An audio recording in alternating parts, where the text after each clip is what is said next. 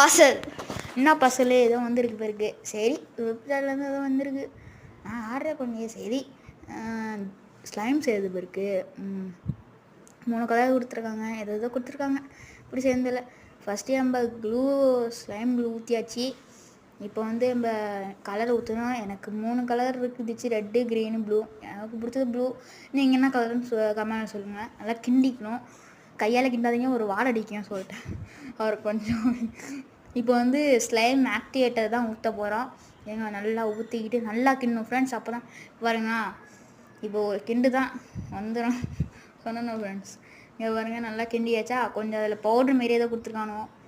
எனக்கு ஏதோ ஸ்டார் மாரி ஸ்டிக்கர் மாரி இருக்குது. அதை இப்போ பாருங்கள், கொஞ்சம் மிளகாத்தூள் தூவுற மாரி கொஞ்சம் அதையும் தூவிட்டு நல்லா போட்டு கையில் பசைஞ்சு இங்கே பாருங்கள் எப்படி இருக்குன்னு.